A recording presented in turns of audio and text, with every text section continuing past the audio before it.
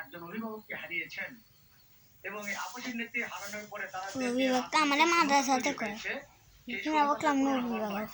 আমরা সকাল থেকে বিভিন্ন নেতাকর্মীদের বিশেষ করে বয়োজ্যেষ্ঠ নেতাকর্মীদের বক্তব্য নিয়েছি। তারা যেটি বলেছেন, তারা অনেক স্মৃতিচারণ করেছেন বেগম খালেদা জিয়ার বিরুদ্ধে।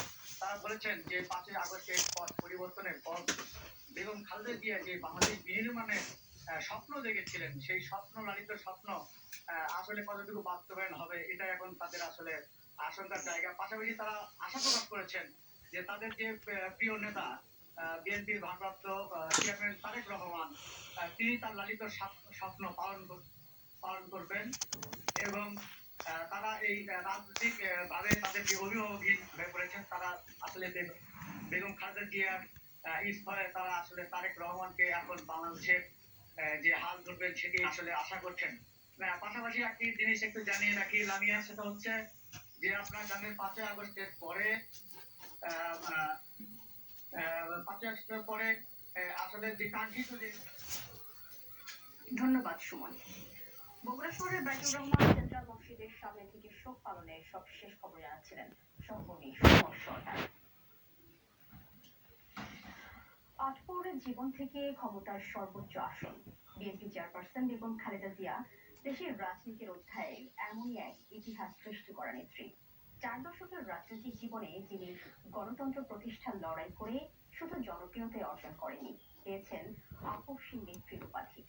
রাজনীতিতে আসার 10 বছরের মধ্যেই দেশের প্রথম নারী প্রধানমন্ত্রী হয়ে ইতিহাস করেন এই গৃহবধূ। নির্বাচনের ইতিহাসে খালেদা জিয়ার পরাজয়ের কোনো নজির নেই। শেখ হাসিনা সরকারের মিথ্যা মামলায় কারাগারে নির্যাতনও টলাতে পারেনি তাকে। দৃঢ়তা আর আদর্শ তাকে রাষ্ট্রের অতি গুরুত্বপূর্ণ ব্যক্তি হিসেবে গণতন্ত্রকামী কোটি মানুষের হৃদয়ে অনন্য আসন করে দিয়েছে। বিউটি সমাদ্দারের প্রতিবেদন।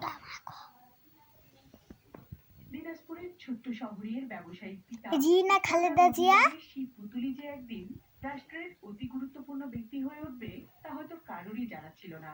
অল্প বয়সে তৎকালীন সেনা কর্মকর্তার সাথে পরিণয়ে আবদ্ধ হওয়ার মধ্য দিয়ে বাংলাদেশের ইতিহাসে নানা ঘটনা প্রবাহের সঙ্গে স্বাধীনতা যুদ্ধের সময় বন্দি জীবন কাটানো 2 সন্তানের মা খালেদা জিয়ার সেনাপ্রধান এবং রাষ্ট্রপতি জিয়াউর রহমানের সাথে স্ত্রী হিসেবে যেমন বর্ণাঢ্য জীবনের অভিজ্ঞতা রয়েছে, তেমনি অল্প বয়সে স্বামীকে হারিয়ে 2 সন্তানকে নিয়ে কঠিন জীবন সংগ্রামও শুরু করতে হয়েছে তাকে।